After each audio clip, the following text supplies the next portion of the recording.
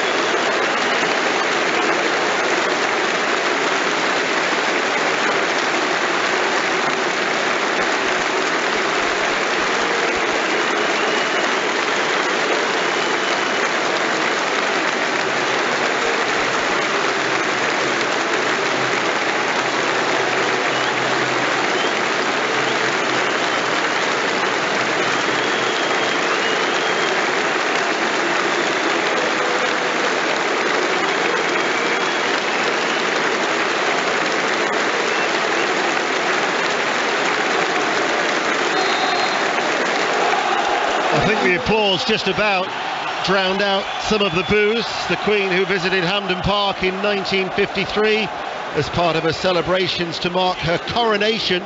70,000 that day were inside Hampden as part of her tour. Sir Kenny Dalglish was just the age of 2 then, but back in 1977, a Silver Jubilee, Glasgow 11 took on a Football League 11, a team that included Sir Kenny, to which the Queen responded to him, or was reported to have said, "You're doing very well, keep it up." Of course, a few months later, he left Celtic, ended up going to Liverpool. I think it's fair to say he did rather well.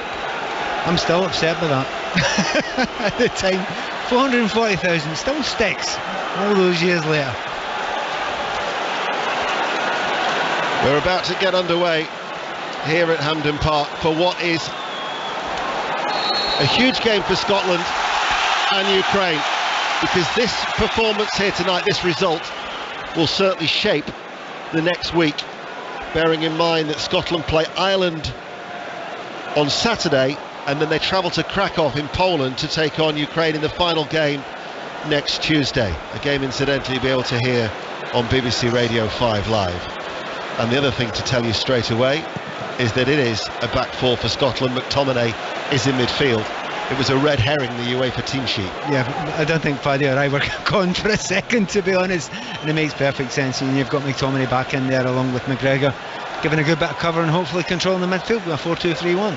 Yeah, I mean, I thought he would go with a back four, if I'm being honest. Lenny's comments and Steve Clark's very, very good at that. Oh, you have a look at my team sheet down here in front of you, Deno. I've written it already. You had.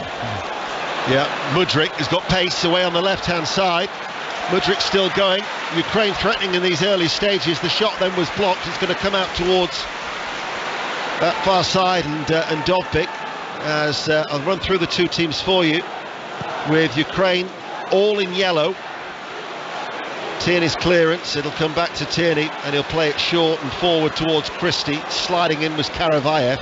So Ukraine all in yellow, playing from left to right as we look. Have Trubin in goal, Karavayev, Bondar, Matvienko and Mikhailichenko as the left back. A midfield of Yarmolenko, Pihalyanok, Stepanenko, Malinovsky and Mudryk, and Dovbyk as the lone striker. Scotland with Craig Gordon in goal, a back four of Patterson, Hendry, McKenna and Tierney. A midfield of Armstrong, McTominay, McGinn, McGregor, Christie and Shea Adams.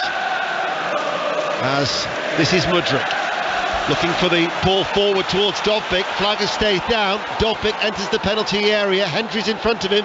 Dovbyk looking for a sight of goal. First shot was blocked, comes back to Dovbyk, pulls it back, and then the shot that is fired in the end by Malinovsky is a wayward one. Goal kick, 0-0, 2 minutes played. Surely that's offside. It is. Surely he's a mile off. No, he put his flag up now, you know, and it's a good. But he has to do that. He has to leave it. But it was a long while he waited. We're going to see a replay here, and it's closer than you think, but it was offside. But he waits for the second shot before he puts his flag up. Yeah, Surely you do it when he touches the ball. Or did they have to wait for the attack to finish? Yeah, they wait for the attack to finish. So he's done the right thing. And by the way, they're taking the offside from about 30 yards away from where it happened. By the way, if you want to listen to England's run chase against India in the second Women's One-Day International at Canterbury, you can do so on 5 Sports Extra right now. There was set a big total, 334 to win. England 206 for 8 in the 37th over. That is on Sports Extra. 0-0 here in the Nations League. Tomorrow night we're in Brussels. The following night we're in Milan. Belgium, Wales to be followed by Italy against England. But this is Scotland against Ukraine, the two nations who sit at the top of League B1. Ukraine, who are unbeaten, as McGinn is forward. Get a little flick header there towards Shea Adams, and having to recover was Karavayev, tucked in the right back to get the ball away out for a throw, and taken quickly on the left hand side. Tierney joins the attack. McTominay, forward ball, and then that was Bondar just stepping out of defence, and Dovbyk once again is the release up against Mckenna, the Nottingham Forest defender, who shepherds the ball out of play for a Ukraine throw. They think they've got us for pace at the back. They absolutely do, because the ball's played over the top twice to Dovbyk. He actually doesn't look quick, but when he gets his legs moving a bit, he is lightning, and we've already seen Mudryk already. He is rapid. Yeah, it's a bit, McKenna does well, recovery pace is good, Hendry's pretty quick as well. Patterson, but it just shows you how quick they are. I think Patterson done really well to get back on Mudryk and get the challenge in, but it comes from a ball, a Scotland throw in, 16 yards from the byline. They throw it inside, a square pass, bit slack. All of a sudden Ukraine are on the counter-attack. Malinovsky's forward ball, cut back by Mudryk to Dovbyk. Couldn't really get hold of it. It was on his left foot and he was off balance, leaning very heavily on his right foot. And in the penalty area, Scotland able to get the ball away. Malinovsky back inside, trying to get there first with Pihalyanok. Gives it away. Tierney forward for Scotland, infield with a diagonal ball. Christie back towards Tierney. Plenty of space over on the right hand side. Stuart Armstrong crying out for the ball. Tierney's low cross doesn't really have any of elevation whatsoever, and it was cleared away by Stepanenko for Ukraine, who will just sit there in front of that back four. 0-0 it remains. 5 minutes played here on BBC Radio 5 Live. Ukraine nowhere near at full strength. The Everton defender Mikalenko is carrying a bit of an injury, so he's not playing at left back. Zinchenko would have been out anyway with a calf injury, but he's also suspended. Zabani, the central defender, is suspended. Zinchenko, by the way, outstanding when they met here in June. Christie's low ball from the left. Bondar's partially cleared the ball away. One back by McGinn, left-hand side, plays it in towards the near post and gathered in by Trubin. And there's no Yaramchuk either, so they're missing a number of key personnel, Ukraine. Yeah, they're pretty good though. I'm sure Faddy's noticed this already. Christie's getting a bit of space, isn't he? You know, on the far side there, and with McGinn playing it almost in the 10. That suits him, doesn't it? It's an exciting start from them. So goes to that long ball again. Mudryk away. Patterson is forced to retreat down towards the corner flag, far side the left, pulls it back. Cross comes in on the run from Malinovsky, and then the shot in the end from Mihalianuk was pulled wide, but the referee's whistle had already gone. James. Yeah, it's that break again. One long ball. Mudryk has got pace to burn because Nathan Patterson is not slow. He gets there so early, so far ahead of him, and the ball's cut to the back post. Yarmolenko just has a little tug on Kieran Tierney, and it's a foul. But they're showing that threat in the counter-attack. You know, the game in June, they controlled it, they knocked it about. Scotland couldn't really get close, they couldn't put enough pressure on. They're just going straight in behind, going for that counter-attack and exposing, you know, the full-backs. Pat, you were worried about the full-backs not being able to attack. Both Tierney and Patterson are getting high and wide, but what that's doing is leaving it space for Ukraine to go and catch them on the counter. Ball played out by Hendry, central defender for Scotland. Completely different defence as it was when they met on the 1st of June. Far side, Michalchenko, Matvienko, back to the goalkeeper, Anatoly Trubin, 21 years of age, plays for Donetsk. He's a tall, commanding presence at 6'7". In the goal away towards our left-hand side, as patiently Ukraine get it out towards that left-hand side. Michalchenko goes back to Matvienko. At walking pace, he's shuffling forward, and it's back towards Bondar. And Bondar doesn't take any chances because of the presence of Shea Adams, and then they play it back towards the goalkeeper and then back with Matvienko to bring the ball forward out towards the left back. Michalchenko, the return ball infield, held up by Dovbyk just outside the centre circle, in the air, headed away by Tierney, the Scotland left back, and then tidied up by Mihalianuk.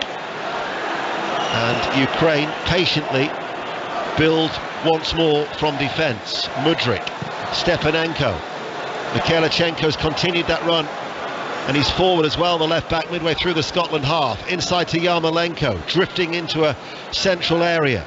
He of course scored when the two sides met in June in the first half, and in fact it wasn't too dissimilar. He started drifting in then from the right, if I recall, Pat. Absolutely. What is interesting though, they make the pigs so big when they've got the ball. I mean, they hold on to it and they're really comfortable, but we find it really difficult to close them down, and they are finding a lot of space. Yarmolenko, that central area. Karavayev has got room to run into on this near side, the right. Here is Karavayev, the right back. Mihalianuk forced to go back by the navy shirts of Scotland. Infield, hits it in low to the feet of Matvienko. Curling ball high out towards Michalchenko on that far side, the left, level with the penalty area. Stepanenko controls the ball. Seeing a lot of the ball at this stage, Ukraine, 0-0. Settled very, very quickly. 9 minutes played on BBC Radio 5 Live, also on BBC Sounds. Every outfield player within the Scotland half. Out towards Michalchenko. Fires over the cross from the left. Karavayev will keep it in play on this near side, the right, down by the corner flag. Karavayev running away from the corner flag. Back then to Bondar with his short brown hair. Scotland can't get hold of the ball. They're controlled, aren't they? They're very controlled on the ball. They are, and when they get into wide areas, although they're not getting on the end of it, their crosses are dangerous. It's, you know, they are causing problems. Scotland have had a few opportunities from wide areas to put the ball in. It's not been great, or the wrong choice, but Ukraine are looking very good early on. So unfortunate that they didn't actually reach the World Cup. Deservedly beat Scotland here. They were the better side when they played Wales. Wayne Hennessy, however, was inspired form for the Welsh. 9 saves, and it was Wales on an unforgettable wet afternoon in Cardiff that reached the World Cup finals. As here is Shea Adams. Shea Adams with a shot. Picked it up on the left-hand side, cut into the penalty area right-footed, straight at the goalkeeper. 0-0. I think he was offside anyway, but he makes that run early, Shea Adams. He gets a bit of fortune by cutting inside. It's a tight one. It is a tight one, but when he cuts inside here, it's a poor attempt. When he gets onto his right foot, you're looking for him to maybe go towards the far post. He doesn't look confident when he's in that situation. He has to do better. Here is Christie picking the ball up. Christie's shot on the run, left-footed, strikes the back of Bondar, the central defender. Comes out towards McGinn, tries to slide it in towards Stuart Armstrong, cleared away by Ukraine. Encouragement to Scotland. Better move there. Certainly when we can get McGinn on the ball, Christie on the ball, we look much, much better. And the fans sounded a little bit worried there, but they're so keen to get behind this Scotland team, and everybody will be needed tonight, because it's a very good technical team, this Ukrainian team, but has to be put under some pressure, and we have to find out how good that defence of theirs is. Well, Stepanenko will do his best to try and prevent it testing that defence. There he was again to break up play. Dovbyk trying to get away around the back of Jack Hendry. He's got the ball here on that left-hand side, back to Malinovsky, forward ball to Yarmolenko. McGregor just plays a nice, calm ball out towards Nathan Patterson, who has been terrific for Everton this season. Started all 8 for Frank Lampard's side. In fact, he and Mykolenko at the weekend against West Ham had fine games, both the right back and left back at Goodison. Christie sent away. Coming across with Bondar, didn't keep the ball in play. It'll be a Scotland throw. Tierney will take it, the left back for Scotland, to McGregor, the Celtic captain. Back to Mckenna, short and square to Jack Hendry, and then out towards Patterson. And now it's Scotland's turn to be patient. 12 minutes played, 0-0 on BBC Radio 5 Live. What's been nice though is, when Scotland start the restarts, they're doing it quick, aren't they? They're moving it quick. They know that if they allow the Ukrainian side to get back into their shape, they're going to be incredibly hard to break down. So each time we've been restarts, we're trying to move it quick and ask them a couple of questions in the last couple of minutes. But they need to move the ball a bit quicker. At the minute they're knocking it around from left back, left centre back, right centre back to right back, into midfield, back to centre back, into centre back. Ukraine aren't going anywhere. That's better. They've just broken the lines with a pass. They need more of that.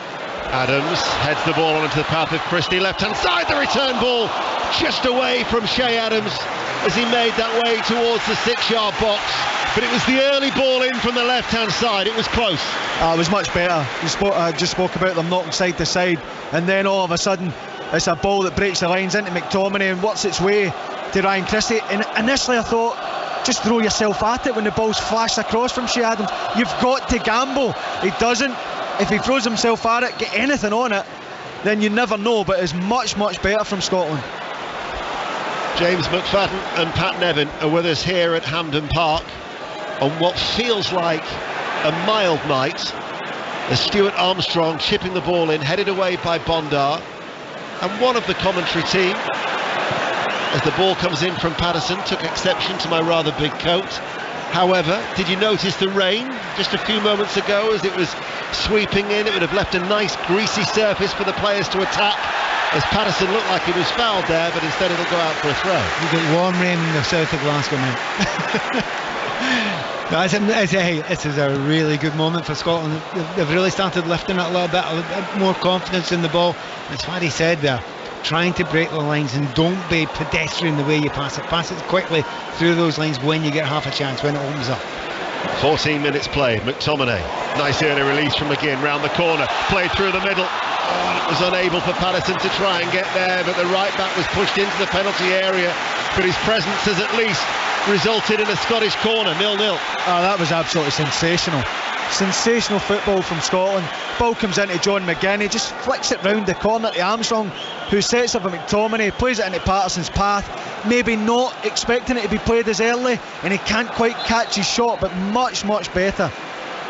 Corner kick then to Scotland, who are playing from right to left as we look on this near side in front of the, I'd say about 500 Ukrainian supporters in that corner away towards our left. The referee, who is Maurizio Mariani from Italy, is just having a word with some of the players who are jostling for position around the penalty spot area.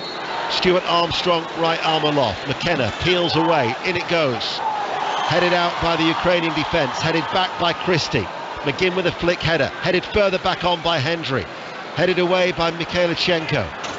As that light drizzle has fallen once again. McGinn with the cross from the left-hand side, it had gone out of play. It'll be a goal kick to Ukraine. Just as we're watching this here, Scotland putting a little bit of pressure on. They've not really been browbeaten by that period of possession that Ukraine have had.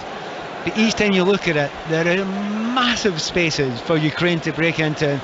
It's part of the game plan. There's no doubt they're trying to draw Scotland on a little bit just now. And there's a big call tonight for Hendry and Mckenna, isn't it? They're not our first choice centre-backs as a pairing. But there's a lot been asked of them tonight. Yeah, and I think that although they're not, we still see them as being young, and the worry would be not anticipating the danger and reacting to it. I think that's a problem, because when the ball's going forward, it's almost like they're waiting to see where it goes instead of getting themselves in a position where they can't be exposed, and they'll have to figure that out very, very quickly, because Ukraine will keep putting it in behind. And save yourself. I'm a big advocate of saving yourself some running, Pat. Just deepen off 10 yards, save yourself the sprint, and it gives you a better chance of reading that long ball. Here is Mckenna for Scotland, just over the halfway line. Tierney, midway through the Ukrainian half, arcs over his cross. Stuart Armstrong, unmarked, will pick it up right hand side of the penalty area. Back to Patterson, delivers the first time ball, and the header from McGinn. Just moving away from goal, couple of paces, directs it off target, drifts wide, goal kick, 0-0. Loves it, doesn't he, John McGinn? When he plays for Scotland, he just wants to get there. And of course, now that they're playing a 4-2-3-1, he's like the 10 in the middle of that. He's the one you expect most to get up there and give a little bit of help to Shea Adams. And it's one of those ones, it's a tough chance, isn't it? But those are the ones that McGinn's getting on target before for Scotland. Yeah, it is, and it's Scotland line up to go and press. It looks like a 4-4-2. McGinn right up the side. Shea Adams, that free roll certainly helped McGinn. Malinovsky picks up the ball out towards Mudryk. Mudryk now carries it, edge of the area for Ukraine, all in yellow, enters the penalty area, goes on the outside, pulls it back, only cleared his way as far as Pikirianok, but they've lost it now towards McGinn. We've seen once again the threat that Mudryk will pose on that left-hand side. That was a poor challenge. Sliding right through the back of McGinn, and it's a yellow card. That's ridiculous, that challenge, and there's no ball to be won there. I mean, McGinn, we know how good McGinn is at getting himself in front of the ball. I mean, he is a master of it. So don't be stupid and dive in there. That's a silly yellow card to get.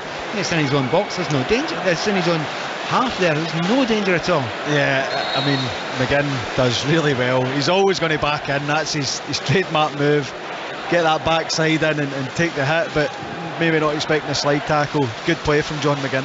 Taras Stepanenko booked for that challenge on McGinn. He's not one of the players who's on a yellow card that would mean he would miss Armenia on Saturday. Yarmolenko, Matvienko and Mikolenko, who's not in the starting 11. Scotland have 4 players on yellow peril going into the Ireland game at the weekend. McGregor, McTominay, Adams and Christie. Here is McGinn, the captain of Scotland, to McTominay, plays it back towards McGregor. McGregor to Tierney.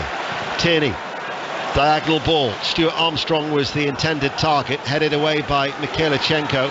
Out of play it goes for a throw. We've been playing for 19 minutes on BBC Radio 5 Live. And in this crucial game at the top of Group B1 in the Nations League, it remains 0-0. McGregor along the ground, finds Tierney.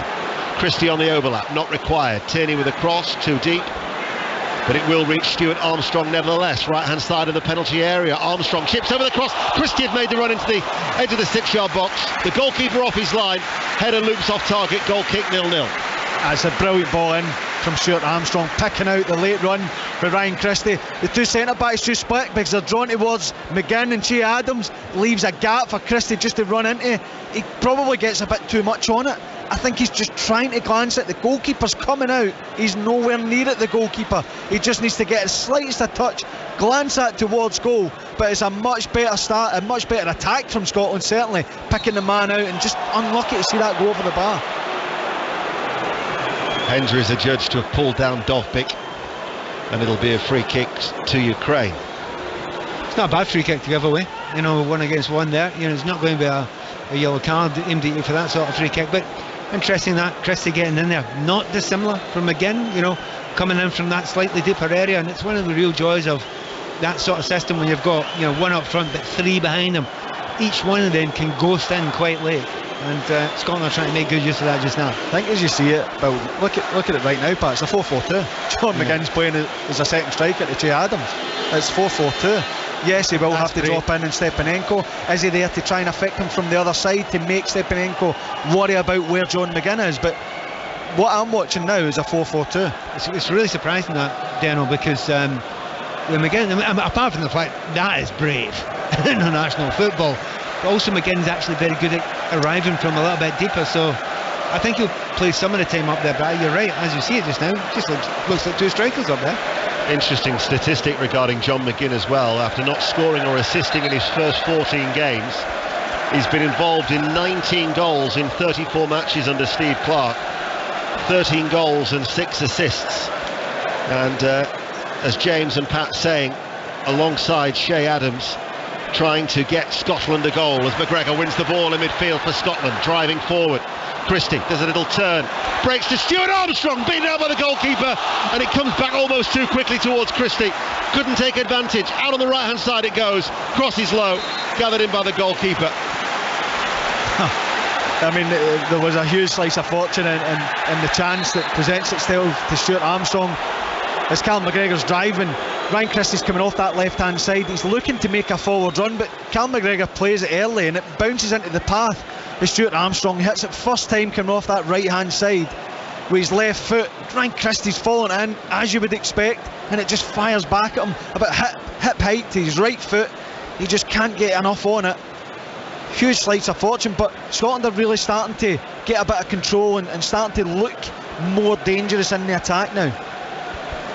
Patterson is down at the moment after Ukraine had cleared the ball away. He was just caught, so he's getting some treatment as that drizzle is probably falling a little heavier now as it swirls around inside Hampden Park.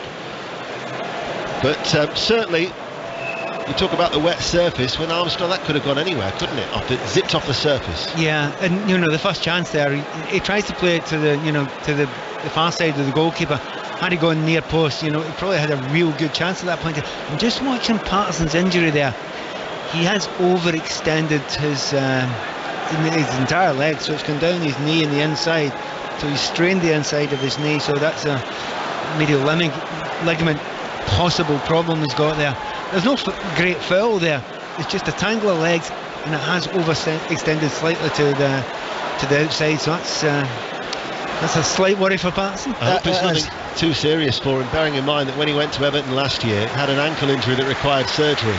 Well, I mentioned that before, that last season he didn't get that many games for Everton, and Everton fans were thinking he'd just been left out and as a young player wasn't given chances. That wasn't the case. He was just about to start, wasn't he, and they got injured. But just watching, he is pointing to the inside of his knee, and you're right, Pat, that would suggest medial ligament, and I'll tell you after this counter-attack from Ukraine. Because Ukraine were just trying to expose the gap that has been left by Patterson vacating the field as the right back, with Mudryk in his pace once again down that left-hand side. He's just trying to test it out, but he's sat back down again, and it doesn't look good. No, looking at the reaction of young Nathan Patterson. No, I mean, I was going to say, when they tested his medial ligament, I've done it before. I've done quite a lot to my knee. I've had quite a few injuries. It's the worst one when they test it. It's the sorest, because when it goes, it goes. And all I would say is, it didn't look as if he was too uncomfortable when they done it. Does that mean it could maybe be the meniscus inside? He certainly twisted his knee, and hopefully he's going to be okay. I've got serious doubts. I don't think he'll come back on again. Not good news for Scotland, and not good news for Everton, as it'll be Aaron Hickey who's going to be coming on. They also had an option in it, Anthony Ralston, the Celtic right back, as Scotland get the ball away, but they're going to be making a change, and it's going to be Brentford's new signing from Bologna, who's going to be coming on to replace Nathan Patterson. Yarmolenko, meanwhile, still 0-0 on 5 Live, combines with Karavayev. Yarmolenko, left-footed, plays the ball back. Bondar. Matvienko. Malinovsky takes over, real technician. We could make a substitution here. We're 10 men, we're just trying to defend and get the ball out of play. It's a real worrying and concerning time, because Ukraine are not daft. They'll try and expose that little space over there. This is played forward to Karavayev, inside to Yarmolenko. It went out of play. Now the change can be made. Karavayev couldn't keep the ball in play, and Aaron Hickey will be coming on. Made his competitive debut against Ukraine in June, but meanwhile a stretcher has been called for Nathan Patterson over on the far side, so plenty of concern for the Everton and Scotland right back. I've got great hope, Fadi. I don't think it'll be meniscus. I think he's done his medial, and it's just a little stretch there. It's one of those ones, it might well be 3 or 4 weeks. I suspect he might not be available for the next couple of games. No, 3 or 4 weeks now with the World Cup turns into a couple of months potentially, which is not ideal. It was just when they tested it, Pat, it's the worst pain of any injury when they test your medial ligament. But the fact they've got a stretcher means they're very concerned about what it is, not to move it, not to risk them walking around the pitch on it and putting any weight through it. But hopefully, I hope you're right. I hope it is, just a little bit of a strain and they can get back as soon as possible. Just don't mention the ACL. Well, we wish Nathan Patterson all the best. He's only made 9 appearances for Everton after that ankle injury that hampered his career last year, as meanwhile Ukraine are attacking and cleared away by Stuart Armstrong, but he's getting a lovely ovation as he's being carried on a stretcher behind the goal away towards our left-hand side. Everton, after the international break, are away to Southampton, home to Manchester United, and then away to Tottenham Hotspur. So we hope it's not serious from a Scottish point of view, and also from an Everton point of view for the young man who's had such a fine start to the campaign at Goodison Park. 27 minutes played on 5 Live. Scotland then back up to their full quota of 11 with Hickey at right back. Karavayev, who's the right back for Ukraine, is forced to go back towards Bondar.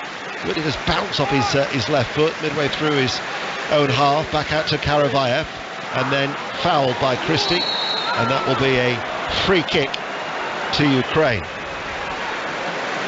Feels as if, there's a little bit of a drag back there. I don't think it was deliberate there by Christie.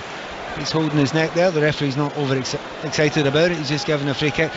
Tough one for Hickey. Come on, man, he's another one who's going to have to play against Mudryk. He's had enough time to go and have a look to see that Mudryk's quick.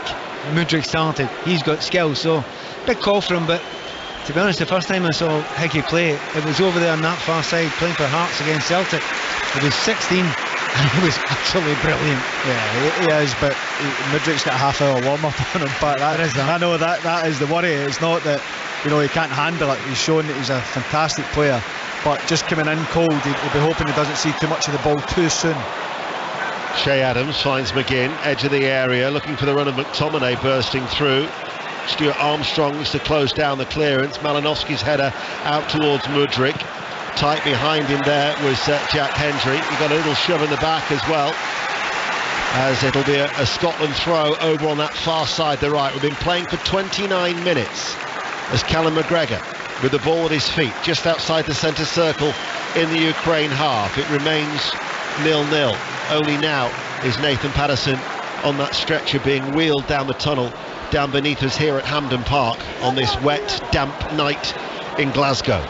Tierney. The Ukraine manager Petrikov ran up and shook hands with Nathan Patterson to make sure he was okay. That's incredible. Well, he's got such fondness of the Scottish people from that game that goes all the way back to June. The fact that Scotland was so willing to postpone that World Cup playoff match that you might remember was initially scheduled for March, and then the reception that they received, not just from the Scottish officials and the players, but the supporters too. Everybody connected with Scotland around that game. I think there'll always be that special affinity between the two nations as a result, certainly in a footballing sense, as Mudryk runs straight at Hendry. And Mudryk sent tumbling. Hendry didn't seem to make much of a gesture to bring him down, but with running straight at the central defender and then taking the fall, he's got a free kick, 30 yards out central position. Yeah, and it's a poor decision from Jack Hendry initially. He should go to the ball, he should go towards Mudryk.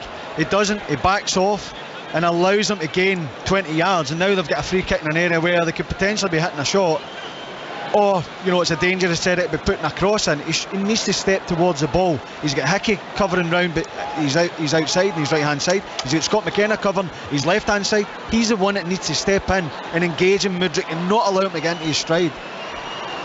By the way, they also tackle with his wrong foot. Yeah. Malinowski, who's somewhat of a set piece specialist. This is a good 30 yards out from goal. Malinowski, who plays his football for Atalanta in Italy, is eyeing it up. Gordon waits. Malinowski into the four-man wall. The cheers will tell you that it was thwarted as it remains 0-0. Back out to Bondar. Forward ball. Ian, it's a bit of a shame our momentum's been affected by that change. You know, the game was stopped for a wee while. We were just getting on top of it, and it's a negative effect in Scotland. Mihalianok wins it in the midfield, runs into his own player Mudryk, back towards Malinovsky. They keep it with the yellow shirts of Ukraine. Mudryk just out towards the left, forward ball by Mikhailchenko. Mudryk's made the run ahead of Malinovsky. He looks for him down towards the byline, and Hendry leans into him to marshal the ball behind, showing his strength well, out for a goal kick. 13 minutes to go, 0-0. Do you know, Ian, there are certain things where ex-players look at footballers playing and you go, great, well done. There's a level above that, and it's just a nod, and Faddy's just given Mudryk the nod. He's good, isn't he? He is good, but I'm nodding also Jack Hendry, reading the situation, not being rash, not flying into the tackle, just seeing it out, and that's something he's going to have to do. Because he's special, that Mudryk's. Every time he gets the ball, he's got phenomenal pace, he's got great skills, he can keep the ball, you know, really close to him when he's running at pace as well. He's going to be a danger all night long. He is, and every time, well, it's Hickey now, goes forward, he doesn't match him, he just sits in an area, that little almost cheating, you call it when you're playing. Just cheat a little bit and see where the fullback goes, see what he does, and he just picks up a clever little area where if they do break, he's got a chance to exploit it quick, and that's obviously a tactic. You've got Yarmolenko as well, does the same on the other side, although he doesn't carry the same pace as Mudryk, but he's an intelligent football player as well as technically very, very good. He's also very intelligent. He's 21 years of age. He joined Shakhtar Donetsk from Dnipro in 2016. He scored, of course, against Celtic for Shakhtar in the Champions League, and he is one of the hottest prospects in European football, and he's been heavily linked with a move to Arsenal in January. Whether that materialises, I'm sure there is plenty of Premier League interest in Mykhailo Mudryk. You'll be hearing and maybe seeing a lot more of him in the years to come. Here he is once again. Tight behind him is Hickey, the Scotland substitute. Still 0-0 it remains. 12 minutes to go to half time. Steve Clarke was looking at 4 points in these two games against Ukraine. He wants a return of 7 from the possible 9 that are at stake, with Ireland sandwiched in between. Here is Tierney. Christie back towards Mckenna, Nottingham Forest, central defender, short black hair, bright orange boots, back towards Hendry, out towards that far side. Infield now, McTominay, deep in the Scotland midfield, to Tierney, in front of the watching manager Steve Clarke, with his hands behind his back, watching the game studiously. Again, tries to tickle it around the line towards Tierney, comes back towards McGregor. Tierney's stayed quite high on this left-hand side and goes infield now towards McTominay. Armstrong drops off as well. Hendry will now find the Southampton player, and then a square ball out towards Hickey, who was caught by a trailing leg of Mudryk, and it's a free kick to Scotland. Just as it's building up, when Scotland are putting pressure on, it's great. John McGinn's up beside Che Adams, and they can go and they can press the goalkeeper, they can, you know, pivot and work that press on the centre back. But as the game's building up, he needs to come into the space and try and get the ball in that space in between midfield and defence of Ukraine to try and cause them problems, because he's just forcing them back into a back four. Yeah, that's great, but it's all straight. There's nobody coming off the line to take it, maybe getting a half turn, then play that penetrating pass, or just take a centre back out of position, allow Armstrong or Christie or McGregor or McTominay to go and break those lines from midfield. Just he needs to find a way of trying to understand when to come into those areas, when to stay high, and if we can do that, then I think Scotland can cause Ukraine a lot of problems. India have won that second one-day international against England by 88 runs at Canterbury, and at half-time we'll be hearing from Gareth Bale, as tomorrow night 5 Live Sport in Brussels, Belgium against Wales in the Nations League. Here is Tierney to Christie, short of the halfway line. McTominay, ball lost by Scotland. Now it's with Dovbyk, lays it off. Mihalianok out to Yarmolenko, now playing out in the UAE after leaving West Ham. 86 appearances and 13 goals for the 32-year-old. who's now just one appearance behind Shevchenko, with this being his 110th international cap. And he's closing in on Shevchenko's goals as well. He's just 3 behind Shevchenko. 0-0. He's not got a lot of Kieran Tierney yet, though. And the thing about Yarmolenko, the fact he was talking there about the intelligence over the other side of the pitch, but Yarmolenko's got it as well. And if he sees any gaps developing, he will arrive in them. And I suppose every West Ham fan will tell you the same thing. Don't let him on his left foot. The thing as well, you've got, I mean, he done it brilliantly in the game here in June. He just kept gambling, he kept picking up the right position. But obviously, Scotland have seen that, they've got a chance to do the analysis on it. Kieran Tierney's fully aware, and that would have been drilled into him to say, be sure you know where he is, don't come out wide and allow him inside to pick up those little spaces in between centre back and full back. So he'll be well aware, and obviously Kieran Tierney's top class operator as it is, so he'll be enjoying that challenge.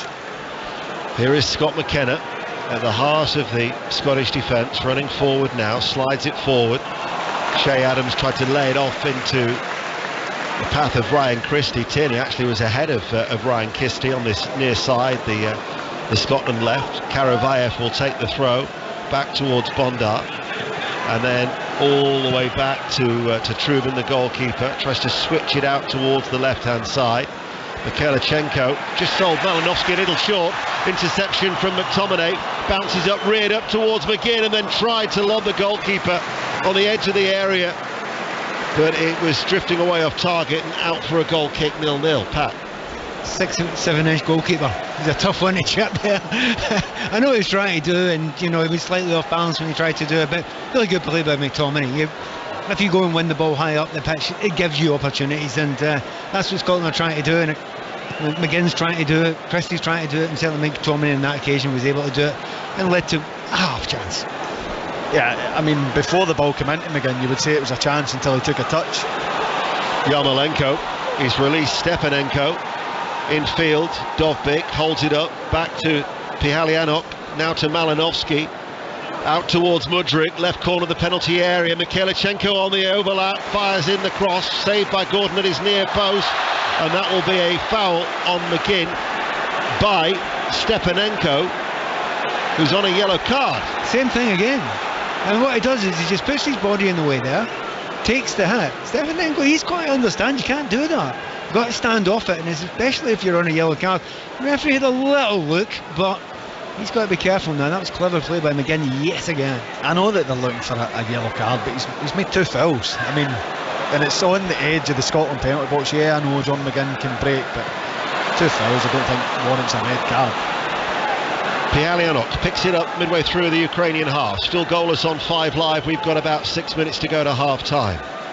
Also available, of course, through the BBC Sounds app, if you haven't yet downloaded that. As the ball played forward, just stepping out of defence was Hendry. McTominay to Adams, the return ball to McTominay, inside to McGinn, able to turn 8 yards forward of the centre circle to Christie. The yellow shirts came flooding back. Christie now with a cross towards Adams, off his chest, back to goal, able to turn towards Stuart Armstrong, his Southampton teammate. Now they work the ball out towards Hickey. Scotland are threatening just outside the penalty area. Cross comes in, downward header from Bondar, and eventually Mikhailchenko clears it away. If it would have just fallen a little bit better for Adams, but urged on by this near capacity crowd at Hampden Park, as it's still 0-0. McGinn out towards the right. Stuart Armstrong ships the ball forward. McGregor had made the run through from midfield, partially cleared, only as far as Stuart Armstrong running forward. Tierney provides a little bit of width. Here is the Arsenal player, back towards Stuart Armstrong, left corner of the box, goes down the side, left-hand side, blocked then by Karavayev, and Yarmolenko's helping out as Karavayev was hauled to the floor, and the referee will give a goal kick rather than a free kick. Goal kick to Ukraine, 0-0. It's a bit of a shame there. Something happened there, and I understood why Christie went wide. But for just a moment there, you had Yarmolenko who was facing up to Kieran Tierney. And I know who I'm backing in that one, when it's an attack down the left-hand side. And it's a shame, he just killed the space just a little bit there. And I'm desperate to see Tierney getting forward, because his delivery is as good as anyone in the Scotland team when he gets there. I'm more looking back to the Che Adams one. And then you said, if the touch it falls better for him, he must be thinking before that comes in, get a touch, get it down, get a shot away as quick as I can. he takes a poor touch, but even then I still think he can get a snapshot away, and he doesn't want to pull the trigger, he doesn't want to get that shot away, and then it's side to side and trying to break Ukraine down. That was a great opportunity for Shea Adams to take a good touch and get a shot at goal.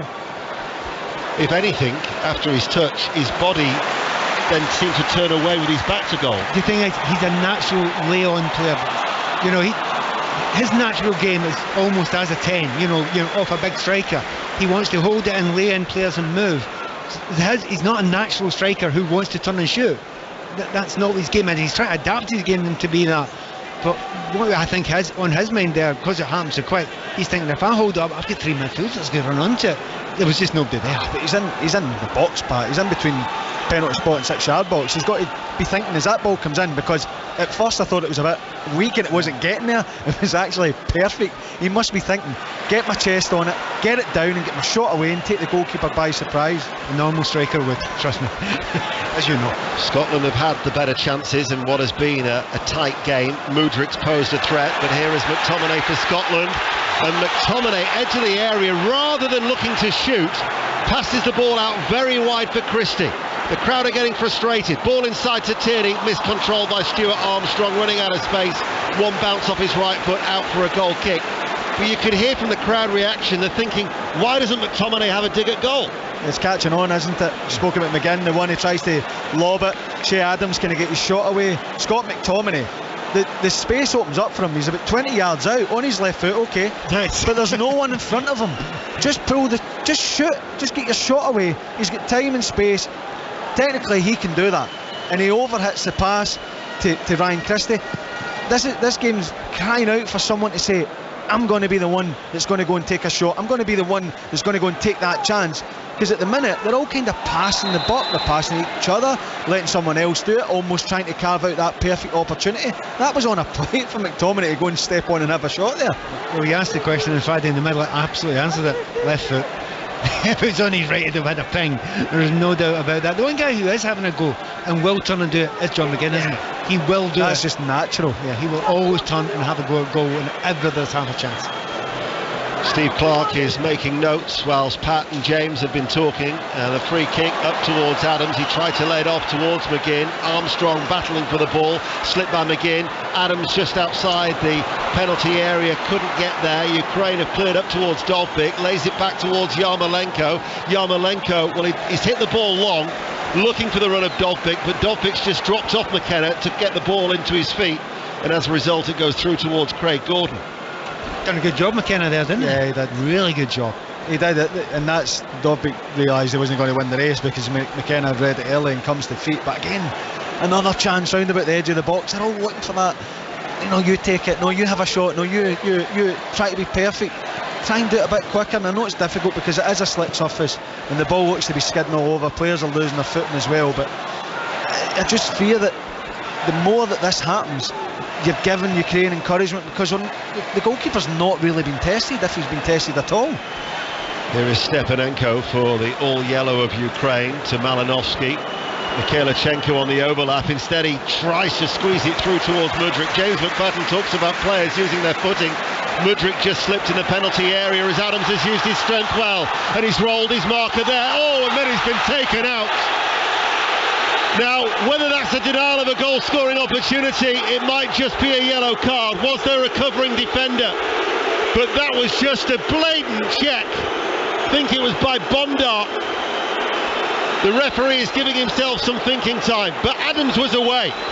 He was away, and there was an incredible force in the challenge as well. I don't know if they're waiting to see if it's used an elbow or how much force it's actually used on it. It was a heavy challenge. He's got his yellow card in his hand. So at the moment, back away. Yeah, at the moment he's thought it's a yellow card, but you know, is there any attempt at the ball at all? To me, that is yellow bordering on orange, close to a red, and he just wiped him out, not attempting to get the ball. And there is an argument as a covering man. There is an argument. I don't know though. Shea Adams is ahead of him. Initially I thought maybe he goes with the shoulder of the arm. He doesn't catch him in the face. He's already shown the yellow card to Bondar, who's getting wiped down by a white towel as if he was a boxer in a ring. Well, it was that sort of a brutal challenge. There is VAR, which is Massimiliano Arati, but there were 2 covering defenders. However, is it the force of the challenge? So maybe you would be not looking at a denial of a goal-scoring opportunity, because it's also his hitting at head height. it was a hit. So I don't think you can give the red for a goal-scoring chance. No. I think you can. I think you can, because he takes his touch straight towards goal. He is ahead of the covering defenders. I know they're covering, which means all he needs to do is catch it, and that's a goal scoring opportunity. If the ball was going away from goal towards a corner flag, then it's not a goal scoring opportunity. But I think he takes his touch towards goal, and I don't know if the covering defenders are on line with him. It's a near one to us, the 21. Nah. He's arguably going to come across and say it there. You wouldn't be surprised at a red, full stop. You would not be surprised because he was wiped out and there was no attempt to the ball. You're going for it on the contact, and I'm going for it on the last man. So as long as you get to the right decision, I don't think he's going to stay with yellow. He's definitely going to stay with yellow. And at the end of all that, Shea Adams a little bit groggy, a little bit worse for wear. He's back on his feet, and there's been no indication that VAR were even having a look at it. But it will be a free kick to Scotland. So it's a yellow card to Bondar, who is going to just walk down the touch line. And play is about to resume. We're into 2 minutes of added on time, a minimum. By the way, I'm slightly changing my view. I think Faddy's right. He wasn't getting back, was he? I don't think no, he's he wasn't. Back. I don't think Karavaev's the other side. I don't think he's covering. He's too busy worrying about John McGinn. And I think it's Matvienko that's trying to get back to him. To be honest, I have no idea why VAR did. Maybe they did have a quick look, but certainly didn't come up on their screen saying that we're having a look. So, Adams and Bondar are both off the field of play. We're in stoppage time in the first half, and it's 0-0. Good 30 yards out, central position, this free kick for Scotland. McGinn will leave it for Stuart Armstrong. Chips it in. McTominay tried to get there, and with an outstretched left foot, couldn't get the necessary connection, and boos as Bondar is back on the field, and it remains 0-0 between Scotland and Ukraine. It's a good way to end the half though, isn't it? You know, we're putting a little bit of pressure. Bondar now cannot make a tackle, can't take any chances. Stepanenko, basically you're tackling midfielder who's supposed to stop everything. He can't do anything either, so it's a bit of a lift at the end of the half of Scotland. And I was just waiting for McTominay to turn into Erling Haaland there when the ball came in. No such luck. Ball played forward by Matvienko. Malinowski looking for Dovbyk, looked in an offside position, flag had stayed down, and it will go out of play for a goal kick. So we've played almost double the amount of minimum, 2 minutes at the end of the first half, which is still Scotland 0, Ukraine 0. And certainly a talking point, I think, for Kelly to have a word with the two of you at half time. Can I suggest there's probably 30, 40, 50,000 people in here who agree completely with Faddy? And I'm with him as well now. Gordon with the goal kick. Pihalianok hits it forward, and there is the half-time whistle. So Adams has had a shot saved. Armstrong's tested the goalkeeper as well. Ukrainian flashes have threatened down the left-hand side. Gordon on a couple of occasions has had to be alert, but certainly that challenge by Bondar, a little bit brutal on Adams, will be the talking point. He was shown a yellow card. 0-0 between Scotland and Ukraine at half-time. Kelly. Thank you, Deno. It is a talking point, and there's plenty more to say about it. There is the opportunity for giving the red card for denying a goal-scoring opportunity. Equally, in terms of the force of it, and you guys have had a better look at the replays than I have, that looks like it would be a red in rugby. It's so high up on the chest, it's almost at neck height. It's definitely not a red card in wrestling, but everything else it probably is. I thought the force of the challenge, and you're taking them out high up as well. I mean, you're taking somebody out that high up. You know, it's dangerous. You know, it's head height. That's what we're trying to get out of the game. These sort of dangerous challenges at that sort of height. There's no real attempt at the ball as well. So it's violent. It's premeditated, and on top of that, there's not a lot. I mean, there's nobody between him and the goal. He is a very, very lucky player to get away with that, and And in the end of it, I want to know, did they look at VAR? Did VAR check it? Did Well, they they think look it was at a it clear and constantly. obvious? They are constantly reviewing what's going on the pitch. Whether or not they go back and replay it is... Well, the argument is, the rule is it a clear and obvious error? And that's it. And the fact that we are debating it, they'll probably say, well, it's not a clear and obvious error. I'm not sure we are debating it so much as finding a consensus. But yeah, I think you're right on that one. The referee, maybe the conversation's been had, and he said, definitely covering defender, I don't need to look at it, I'm happy with that. In terms of the contact, it is a strong contact. I was looking to see if he maybe caught him with the elbow or caught him with the arm. I think he goes to the lead with the arm, and he's really clever, Bondart, and turns his back on it and knows he's then blocking Shea Adams, who's running at full pace. He just stops him right in his tracks, and he's obviously down. So the fact that it didn't seem to take a long time would suggest that they didn't have a look at it, because you're checking two things. Is he the last man? Is the defender getting round? How heavy is the contact? So they must have, just gone with the referee's decision at that time. It's a huge call, because I don't think anybody's getting back. Shea Adams gets through, I don't think anybody's getting back. I don't think he needs to take a touch. I think as soon as he gets onto the ball, he's taking a shot. Therefore, it's a goal-scoring opportunity. Hugely controversial moment at the end of the first half here at Hampden. Scotland have created chances, but they haven't been able to take them in the first half. Ukraine looking dangerous at the other end. It feels as though there might just be goals in the second half of this one, or potentially have jinxed it. But we will be back here for the second half of Scotland against Ukraine. It's 0-0 at half-time in their Nations League qualifier. There is some breaking rugby union news to bring you as well. Before kick-off, we told you about the ongoing financial problems at Worcester Warriors, but they're not the only Premiership rugby club with serious money worries. Our rugby union reporter Sarah Orchard has joined us. Sarah, the news in the last 45 minutes concerns Wasps.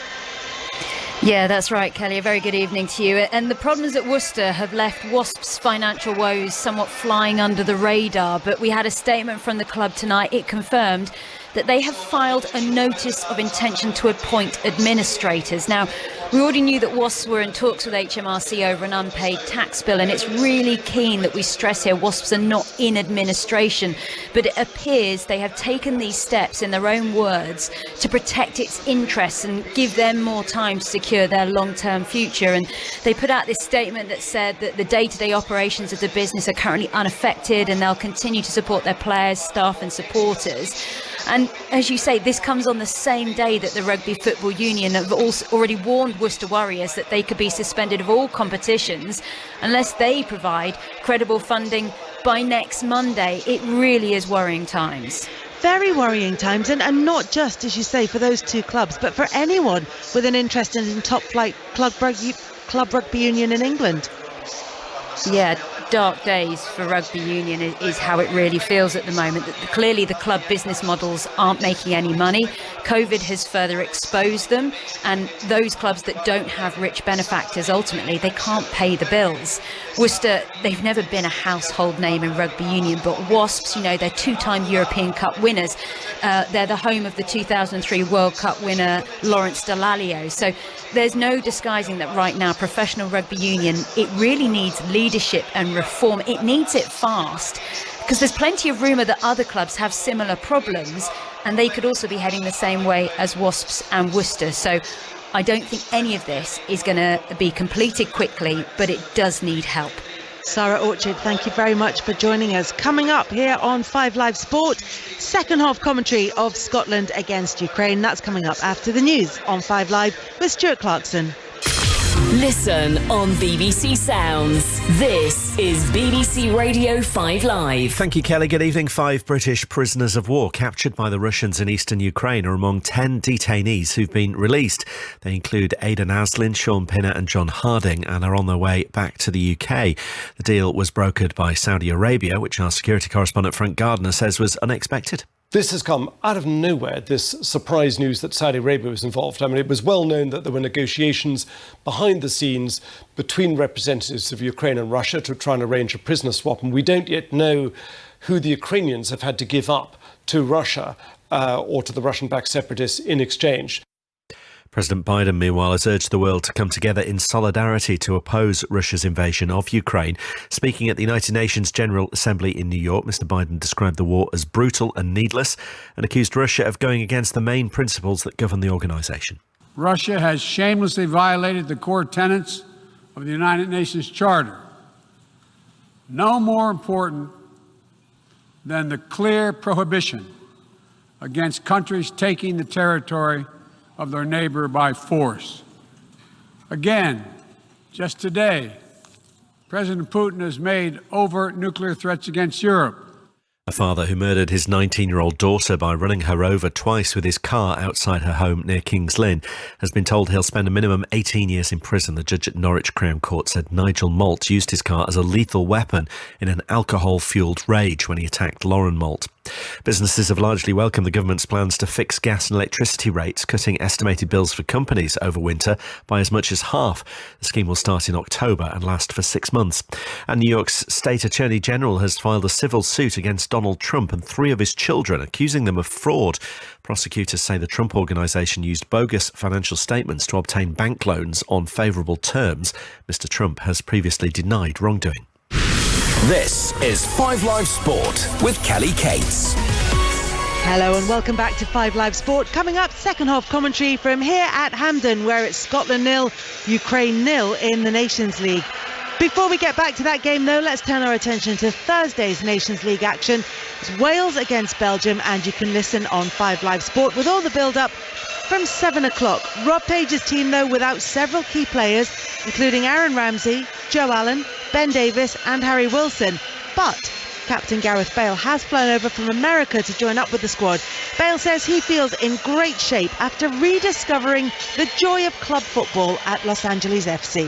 It feels nice. The fans have been really supportive of me over there. They've been patient as well, which has been good, and they've made me feel at home straight away. So yeah, family are now settled in over there and everything, which is a big part. It's taken a little while to get everything sorted, but yeah, I'm playing games, training now for the last 10 weeks, and just getting stronger, getting fitter, good kind of vibes, and hopefully that gives me more confidence going into Wales as well. Former Wales defender James Collins will be part of our commentary team alongside Alistair Bruce-Ball, and they both join me live from Belgium. So first of all, have you seen many Wales fans, and particularly, James, have they spotted you? I've strategically worn a hat, Kelly, on the Eurostar today. I got away with it for a little bit, but then got a few come up, and then as soon as 1 or 2 saw it, was I took a few photos, but always nice to be amongst the Welsh fans coming out for such a big game. There's a lot of them, Kelly. So I was sitting next to one of them in his replica shirt on the train on the way out. I think he told me something like the official allocation's about 2,000, but he thought a lot more were coming out. The Belgian beer is strong, so James and I made a walk from the station to our hotel, and the Welsh fans were already getting stuck in. And we've also experienced a culinary first this evening, Kelly. Get this right. So we're sitting in the restaurant in our hotel, which is a very sort of modern affair. So it's lots of blacks and golds and faux chandeliers and beaded curtains and the like. I ordered a cheeseburger, the first cheeseburger I've ever had with the cheese on the outside of the bun. So the bun is draped in cheese. The cheese was not in the burger, it was outside the burger. So how do you pick the burger up? Right, I'm quite interested in this, and we'll have to return to it at a later date, because I do want to talk about the football. I do want, and particularly about Gareth Bale, because that's huge news for Wales, particularly James. He sounds happier, apart from anything else, than he has in ages. Yeah, he does for sure. Obviously, turning up for Wales, making the journey over for this game. Gaz is saying all the right things, as he always does. It's still worrying me a little bit, Cal, that he hasn't still probably played quite enough football. He hasn't managed to play 90 minutes yet. He's only started 2 games out in LA. Like I say, I know he's getting a bit older now, and sort of his body's is taking its toll. But the World Cup's getting closer and closer. He needs to start playing more minutes. He needs 90 minutes under the belt. Sort of thinking that he probably won't play 90 minutes tomorrow night again. So like I say, he's saying the right things, but I'd like to see more, guys playing more minutes as we lead up to the World Cup, hopefully starting tomorrow night. And the thing is, Ali, with Wales being in the same group as England at the World Cup, a couple of months away from Qatar, these matches now against Belgium and Poland are important, not just because they're Nations League, but also in terms of World Cup warm-up. Yeah, no, that is the priority, Kelly. I mean, Wales are in a situation, you know, having qualified for the World Cup in the summer, the Nations League took a bit of a backseat, played 3 games in the group, they've only got a point. They may well get relegated from this group. That could happen tomorrow night if they lose to Belgium and Poland don't lose at home to the Netherlands. But I don't think that really matters at the moment. Obviously, you don't want to get relegated. They've worked hard to get into the top tier of this competition, but it is all about that World Cup 2 months away. Obviously, Wales haven't been at a World Cup since 1958. They're missing quite a few players for this game against Belgium tomorrow night. So it's just what Rob Page can do in the next couple of games in the build-up to get his squad in the best possible shape they can be for the big one, the World Cup, their first game against the USA on November the 21st. It is tricky though, James. I mean, we're looking at Scotland against Ukraine here. Both sides have got injuries, which is kind of normal at this stage of the international calendar. But now we have these fixtures that mean something, that have some degree of significance. So what can Rob Page do with this group of players that he has?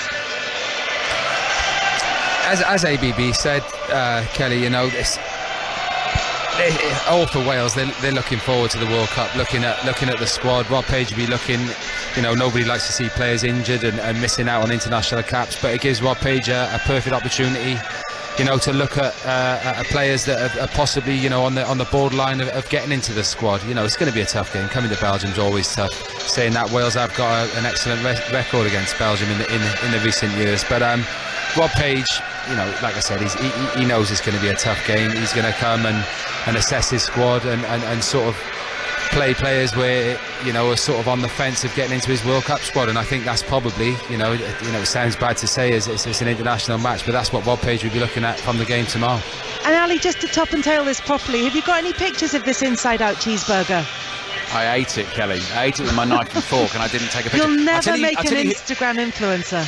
No, I don't think that's really my scene. I'll tell you whose opinion I would be interested in on this, because I know he likes burgers, Ian Dennis.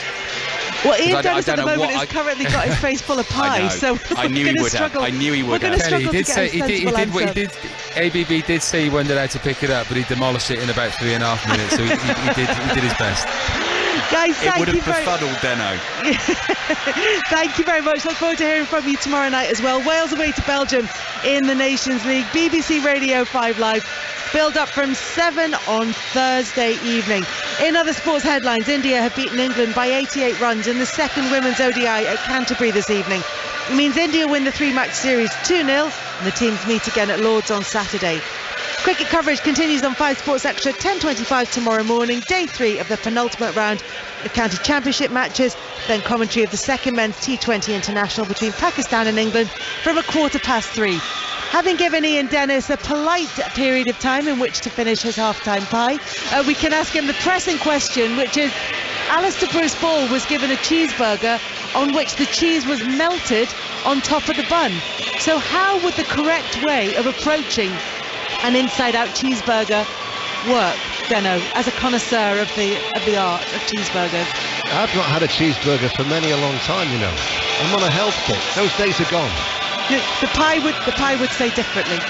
With Ian Dennis, the commentary of this game. It was a gift from Robbie. At Hampden, with the scoreline at Scotland 0, Ukraine 0. James McFadden, Pat Nevin and Ian Dennis. Although I will say it was very, very tasty, as I'm sure you two will agree. In fact, James is still eating. So not finished yet. As indeed will Kelly, in a moment when she actually has us macaroni cheese pie. We're back underway. It's Scotland 0, Ukraine 0. Neither side has made a change at half-time. Well, there has been a change at half-time. And Stepanenko has gone off. He was on a yellow card, and Sidorchuk, number 5, must have come on to replace him. Sergei Sidorchuk. That's the perils of eating the pie, Pat. Actually, it was really weird the way he came on, because he didn't have his top off, and then seconds before we were just about to start, he just ran on, like in a very, very odd, unusual way. So I'll give you the Scotland team, as Craig Gordon is in goal. Aaron Hickey replacing Nathan Patterson, who went off injured in the first half. Jack Hendry, Scott McKenna and Kieran Tierney. That's from right to left. The midfield of Stuart Armstrong, Scott McTominay, John McGinn, Callum McGregor, Ryan Christie and Shea Adams. Now the boos are for every time that Valerie Bondar, the number 2, the central defender, touches the ball, for that impact challenge that he made on Shea Adams towards the end of the first half, as he protects Trubin, the goalkeeper, Karavayev, Bondar, Matvienko and Mikhailichenko as the defence. And then you've got Yarmolenko, Pihalianok, Sidorchuk, Malinovsky and Mudryk on the left, and the lone striker is Dovbyk, who's on the ball now here. Ukraine are all in yellow. They're playing from right to left as we look against Scotland in their navy shirts, white shorts, who therefore are from left to right at the top of B1. Imperative that Scotland don't lose, but ideally 3 points would be really, really nice to put destiny in their own hands. Mikhailichenko chips the ball forward after winning the ball along the ground against Stuart Armstrong, and Jack Hendry plays the ball back towards Gordon, clears it away, back with McTominay, and now towards Mckenna inside the D of his own penalty area, as Scotland, with McTominay now taking over in that deep lying midfield role, finds Tierney far side, just short of the halfway line. Gentle pace to the start of the second half on BBC Radio 5 Live. McTominay gives the ball away, but it rebounds safely to the feet of McGregor. McGinn once again looking to try and get in between the two central defenders. Foul on Christie, free kick to Scotland 10 yards inside the Ukraine half. Can I mention very quickly one player we've hardly given a second to, Craig Gordon. He's not had a great deal to do. He was passed the ball back there, which was a stinker of a ball he got back, and he dealt with it with such ease. It was brilliant to see that. It's fantastic to have Craig Gordon in the goal, because we really have relied on him over the years. Hopefully that's the last he's mentioned, Pat. Hopefully. Well, he made that good save at the near post when one of the crosses came in, but they've only really threatened in flashes down the left-hand side, have Ukraine. Yarmolenko passes the ball back out to Karavayev. Yarmolenko then scoops the ball back towards Bondar, and now with Matvienko. Matvienko touches the ball to Mikhailichenko, 25 years of age. He's on loan to Shakhtar Donetsk from Anderlecht. Of course, Mikhailichenko in Glasgow, familiar for Rangers supporters from Alexei, for a very successful spell of 5 successive titles that he won in the 90s with Rangers. Don't think there's any relation though with Bogdan, the left back, although he did start out at the Kyiv Academy. But this will suit Ukraine at 0-0, 4 minutes into the second half. I'm very happy the way Scotland started the second half. They've not dived into it, but they're not giving Ukraine that many chances just now. And Scotland took a little while to get going in the first half, but slowly but surely I think Scotland shaded it, and maybe even more than shaded it, as the game went on in that half. So the same sort of thing, but maybe take 1 or 2 more of those chances in the second half, and that'll please me. They've not really tested the goalkeeper though. I know he's made a couple of saves, but not ones where you think, well, that's a great save. Yeah. So I think that as much as Ukraine haven't had control, they've always looked dangerous. They've always carried that threat. They've always been able to get enough bodies round the ball to stop that shot, or Scotland have picked the wrong option. So yeah, I think they will be happiest, but Scotland, you know, they can come back into it. They just need to try and look like they're testing the goal. Make them make a save. Don't make it easy for them. Make them make a save. Get your shot away. Someone has to step up, take that responsibility on, even if it's a shot from distance. It just makes them think, oh, something different here.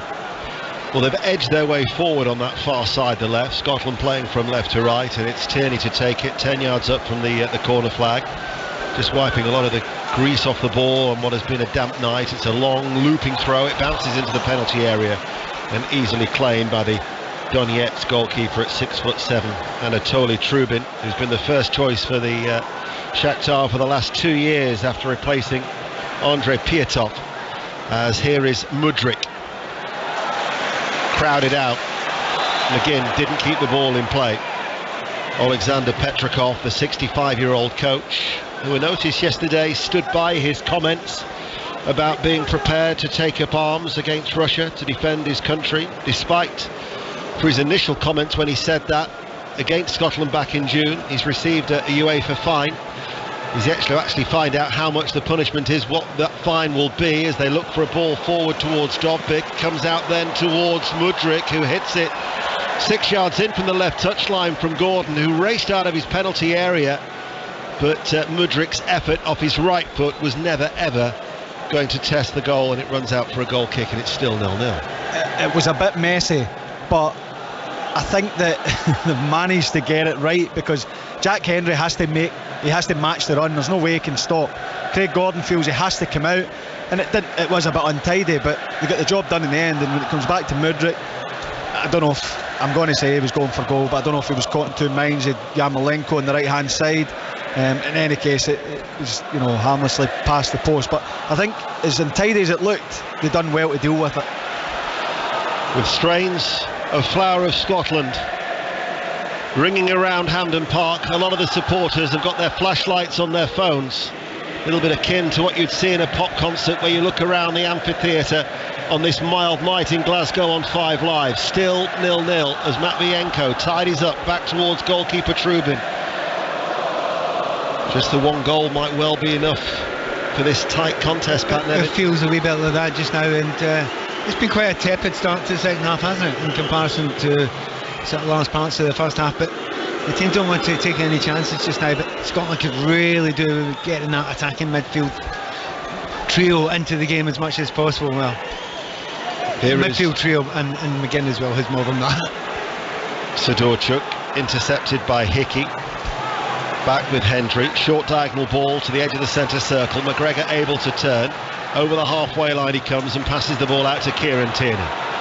Tierney far side, stops still, back towards McGregor, his former Celtic teammate of course, now that he's playing at Arsenal. 7 appearances that he's made after what has been an excellent start for the Premier League leaders. As Christie back out to Tierney, midway through the Ukraine half.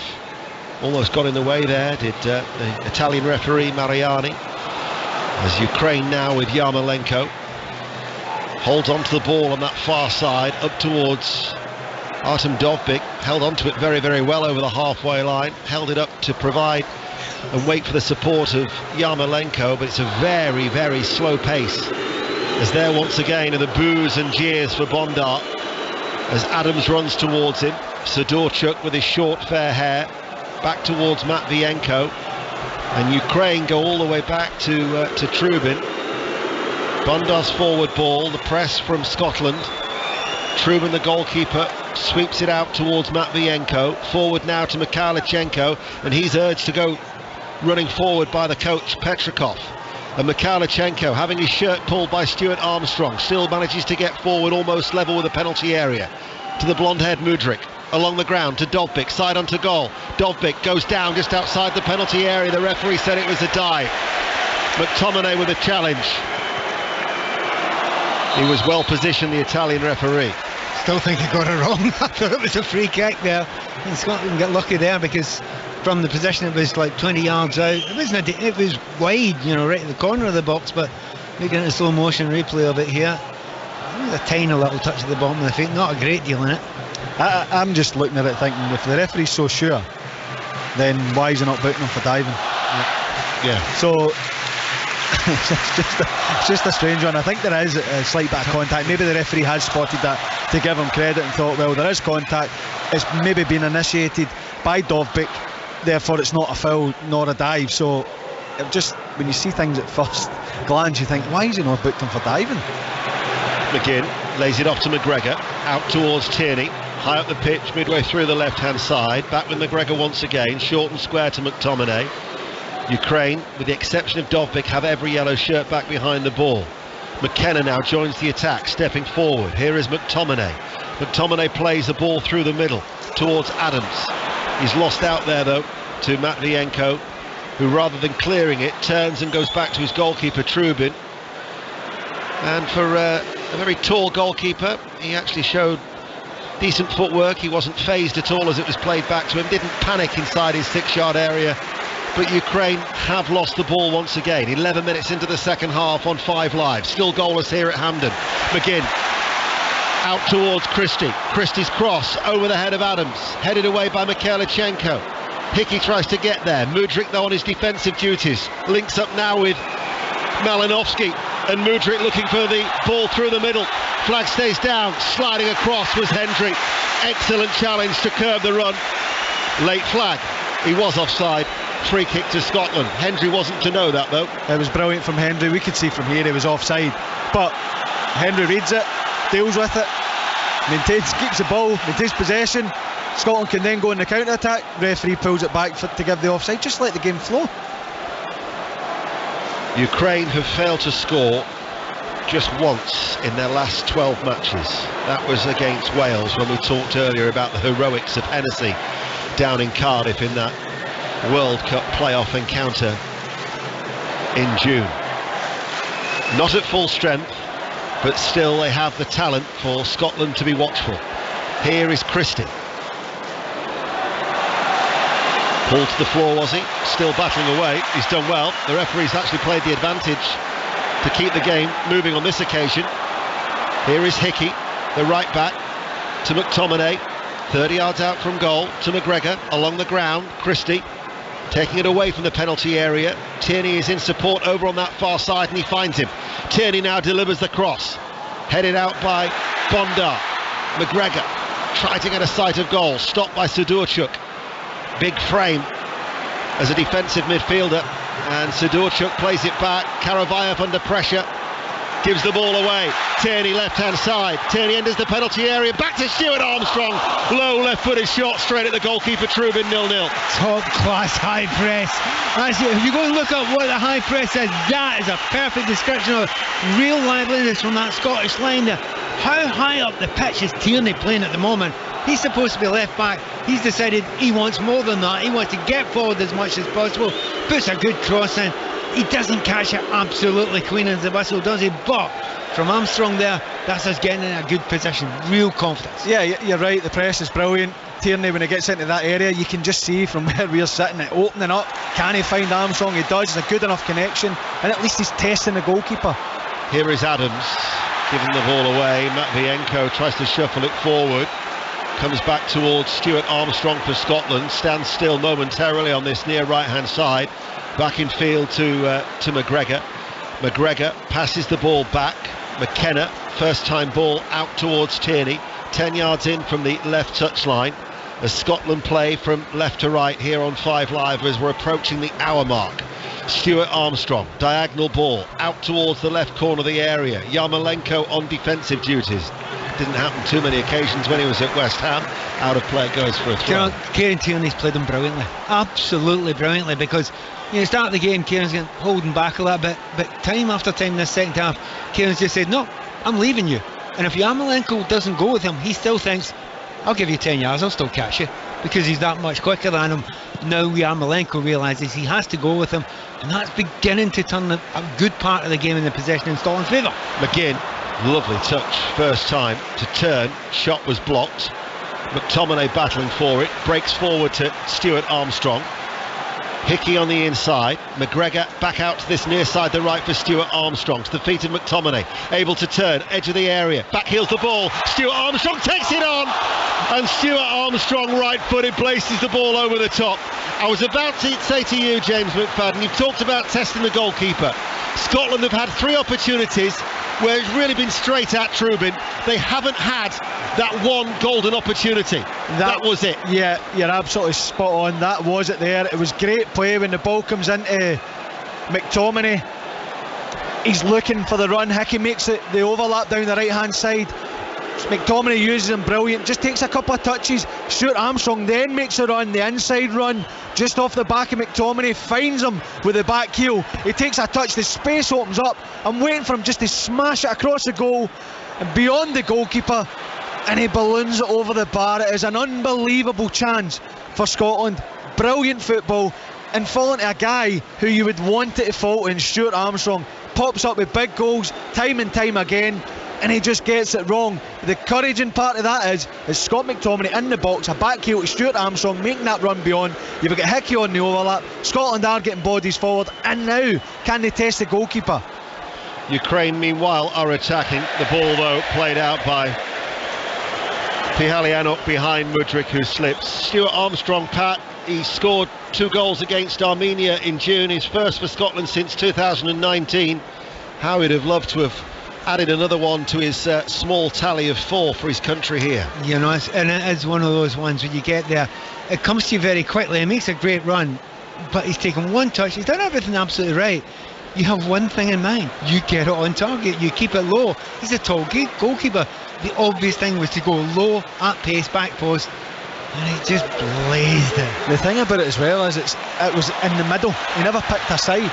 Hickey slides the ball in behind for Stuart Armstrong. Armstrong was looking for the run of McGinn. Comes out to Hickey. Hits it first time, left-footed. Takes a deflection behind for a corner kick. Scotland 0, Ukraine 0. And once again they go close. Turning up the pressure now. Just in that first 5 or 10 minutes there in the second half, just seeing what was going to come from the Ukrainians. Well, not a great deal, not a massive amount, a couple of little bit of a break here and there. But Scotland, I think, slowly but surely in the second half, just as they did in the first half, are beginning to turn the screw. It was a drilled effort from Hickey. It's a corner kick on this near side, the right for Scotland.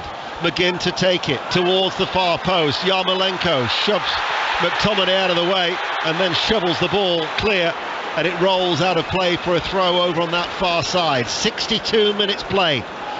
Steve Clarke talked about we need to regain momentum. They're looking to try and get some momentum here, and they've got it as well. It's with McGinn with the cross. Adams waits off the crossbar, far post header, and eventually it's cleared by Ukraine. Shea Adams was so close, the goalkeeper didn't react. McGinn sends up another across. Adams, the goalkeeper this time, saves it with his legs. Trubin low down on his goal line, and in the space of 45 seconds Adams has 2 bites as Scotland really do test Ukraine. Well, he does what you're supposed to do with the second one. You get it back across the goal, you head it down, but supposedly with pace. There wasn't enough pace on that second one, but it's a great save. It's also a bit of a lucky save as well. The first one, I think there was a little nick off the defender when he tried to head it, and that's what took it off the crossbar. So there's no complaint there against him that time, but 2 amazing chances there for Scotland. In fact, 3 in the last 2 or 3 minutes. Scotland are really urged on now. Armstrong with a cross, headed out, hit back by Mckenna. Malinovsky filling in at the moment as a left back. Mikhailchenko's actually gone on ahead of him. They'll be needing to try and keep their composure here, Ukraine, as the ball is played out by Pihalianok towards that far side, the right for Karavayev. They're going to make a double change as well. Is Alexander Petrakov, their 65-year-old coach. If anything, just to try and unsettle the rhythm that Scotland are undoubtedly building. They are getting ahead of steam now. Yeah, they have to get a freshness, Ukraine. Scotland really turning the screw here, and the 2 opportunities have been asking for it. Can they test the goalkeeper? Can they create that real good opportunity? It's been 2 in a row now, and I think Shea Adams does everything right on both of them. The first one, I think you're right, Pat, gets a nick off the defender and crashes off the bar. The second one, he's trying his best to get as much power as he can onto it. He heads it downwards, and it's a good save for the goalkeeper. McGinn to Adams. Adams with the back heel. He was looking for the run of Tierney. It was coming in off that left-hand side. In fact, for Christie coming in off the left-hand side, picked up by Trubin. It's going to be a double change made by Petrakov, and it's going to be Sihankov and Yuramchuk. Yuramchuk, who's a striker, Sihankov an attacking midfielder. So a double positive change being made by Petrakov. You would think Dovbyk would be one of the players to go off. We'll wait and see. Meanwhile, Ukraine are attacking. Mikhailchenko to Dovbyk, back to Mikhailchenko. Wouldn't really run for him, and cleared away by McGregor inside the penalty area. It remains Scotland 0, Ukraine 0. 65 minutes played on BBC Radio 5 Live. Mudryk does a little shimmy, darts on the inside of Stuart Armstrong. Stropped, firm challenge by McTominay. Mudryk will come back at him. McTominay clears to Bondar. Matvienko slows things down. Now it's with Malinovsky. Malinovsky runs forward, sees an area of space, just darts into it. Back to Pihalianok. Now with Karavayev, out to the right for Yarmolenko. Dovbyk looking to check his run at the moment. He's up against Hendry. Patient play by Ukraine. And just that pass from McTominay, that was a golden opportunity for Scotland. He takes a touch, he looks up, Shea Adams sees him, makes the run, he takes another touch, and by that time it's gone, and then he plays it. But it's such a high line that Ukraine are playing that if he plays it right, and it doesn't have to be perfect, just bend it up the line, make it run towards goal. Che Adams is running in on goal. That is a huge opportunity for Scott McTominay, just to play that into an area and allow Che Adams to go and get on the end of it. Scotland will come again. James McFadden and Pat Nevin are with us here on BBC Radio 5 Live at Hampden Park. And we're approaching the midway point of the second half, and as it goes out of play over on that far side, here comes the change. As predicted, Artem Dovbyk scored here in the Euros against Sweden, scored against Scotland in the 3-1 victory back in June, unable to add to his tally, as Roman Yaremchuk, who actually also scored here back in June, comes on to replace him. That's like for like. Yaremchuk, and the other change is going to be Andrei Yarmolenko, who's going to be going off, the 32-year-old who's moved within one now of Andrei Shevchenko with his 110th appearance, and Sihankov, who's 24 years of age, he comes on for his 40th appearance. He plays for Dynamo Kyiv, where he's been playing his football since the age of 14. And is talented. 2 goals and 7 appearances for Dynamo Kyiv so far this season, as Yarmolenko acknowledges a warm reception from the Scottish supporters as he makes his way behind that goal. I don't think any Ukrainian footballer who's had the privilege to be part of this set of games, as McGinn takes on into the penalty area, stopped by Bondar, clears the ball away, will forget it. Cross comes in, Armstrong with a downward header, Adams with a cross from the left, and Stuart Armstrong arriving late, 6 yards out, plants his header wide. Another chance for Armstrong goes begging. He should get on target. Oh, he really should. Oh, he's got a player in front of him, but the player in front of him doesn't actually make an attempt on the ball. So you just power through that, said the winger who couldn't head the ball. But that's what you do. You power through that and get it on target. You're trying to get a win in a major game here. He shuts his eyes. Shuts his eyes. Yeah, says a winger that would be putting that on a plate for someone, Pat, and you'd be saying the exact same thing. Hit the target. He gets up, he sees it early, he gets up early at the very last minute. I think he shuts his eyes and just hopes for the best. Stuart Armstrong's got to be hitting the target there. Scotland should be ahead. They've created by far the better chances in this second half. However, it's been a frustrating night for Steve Clarke. They ended 2021 with 6 wins in succession. He's talked about how it's stalled and they need to try and get things moving again with just 2 wins from their following 6. At the minute, they're just looking for that breakthrough. They've created the opportunities, they haven't been able to take them. Remember, 7 points the equation from these 3 games that are to be played over the next week in the Nations League. A place in a Euro playoff will be guaranteed as a group winner, but not only that, there'd also be pot 2 for the seeds for Euro 2024. Christie to McGinn, goes down outside the area, no foul from Mikhailchenko. Italian referee had a good view, and it remains with just over 20 minutes remaining, still goalless here on 5 Live. Tomorrow night we're in Brussels. It's Group A4, commentary of Belgium, Wales, and then we're in Milan on Friday for Italy against England. Tierney to Christie. Christie with a cross. Adams, shot blocked. Comes out to Tierney outside the area. Here is McGinn. McGinn scores. Captain Fantastic delivers for Scotland. What a turn that was! What a low unerring shot into the bottom right-hand corner, and Scotland have the breakthrough goal, and it's Scott McGinn who delivers. 1-0. There's only one guy in the Scotland team that can score that goal. It's Sean McGinn. He uses his strength just to back in. It comes from great play down the left-hand side for Kieran Tierney. Great commitment to win the ball back.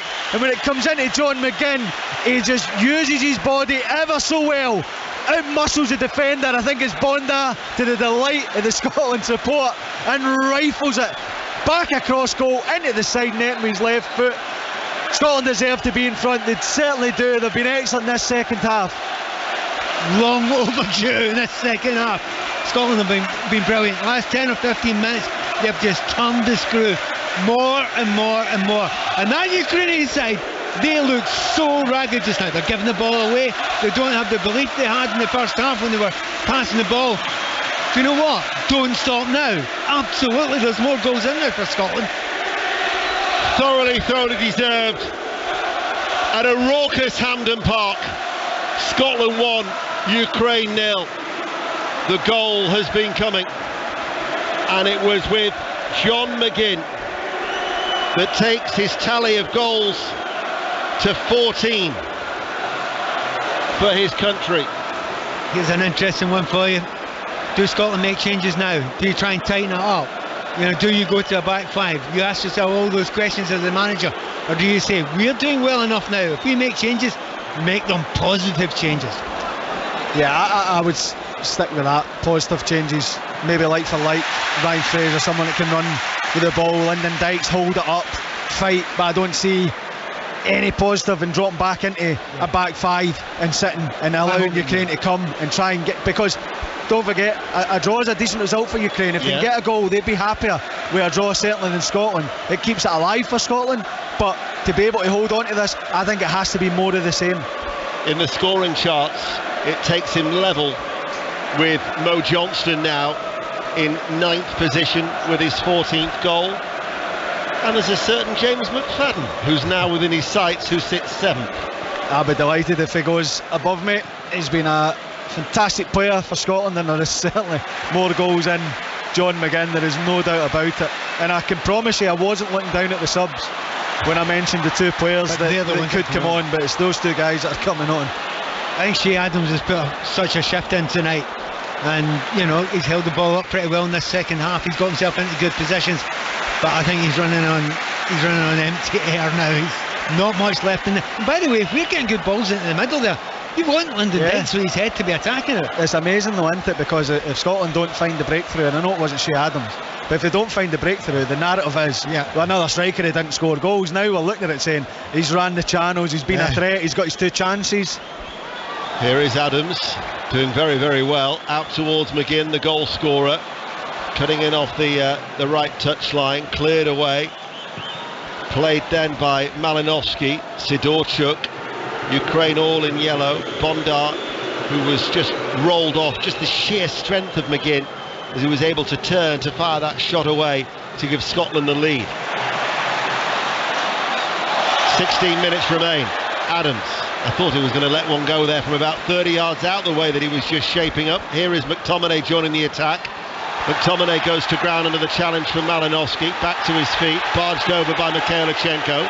Sidorchuk plays it square, gives it away towards Christie, forward to Adams. Adams takes it away from the sliding Matvienko, tried to pull it back to Christie, and Sidorchuk then broke up the move for Ukraine. But Scotland aren't allowing Ukraine to settle. Here is McGinn from distance, blocked, spins away, out for a corner. Terrific from Scotland. It's brilliant, and I think Adams had to take the touch, because if he takes the shot, it's getting blocked. He does really well initially to make sure he doesn't take it, that awareness, and then when it's laid back. But Scotland are just penning Ukraine back. They can't get out, they're not comfortable, and it seems to be dropping to a Scotland player in and around the edge of the box. I still would feel a lot more comfortable if Scotland could manage to get another goal. Ukraine look tired to me. They look very, very tired to me. And they've made those changes just now to try and lift them a little bit. But at this point in time, Scotland are looking the stronger. They're putting them under pressure. They're making them make mistakes. And we're about to bring 2 fresh men on as well. 15 minutes remain of normal time. Ryan Fraser and Lyndon Dykes wait to come on. Scotland, who are leading by 1-0. Corner far side the left, take it short. Back it goes then. Hoisted high. Mckenna with a header at the far post. Couldn't keep it down over the top. Goal kick to Ukraine from McGinn's delivery on the left. And the players who will be going off: Stuart Armstrong for Ryan Fraser, who irked Steve Clarke somewhat, didn't he, back in November for them games against Moldova and Denmark when he withdrew, and yet then was seen training at Newcastle's training ground after a calf injury. There was a time where it felt that as if he'd fallen a little bit out of favour. And that's been kind. It's more than Steve Clarke annoyed. I'm always kind, Pat. All the Scotland fans are annoyed with that one, Deno. And Shea Adams is coming off. He's worked so hard, Shea Adams. He has, and earlier in the first half I was a bit critical that he couldn't get his touch and his shot away. His 2 chances in the second half I can't criticise him for, because he's in a good position. He does everything you're expecting in terms of with the headers. It just doesn't fall for him, but he's led the line really well, and hopefully it's one of those occasions where Lyndon Dykes gets a tap in from a yard after Shea Adams does all the hard work and running for the 70 odd minutes he was on.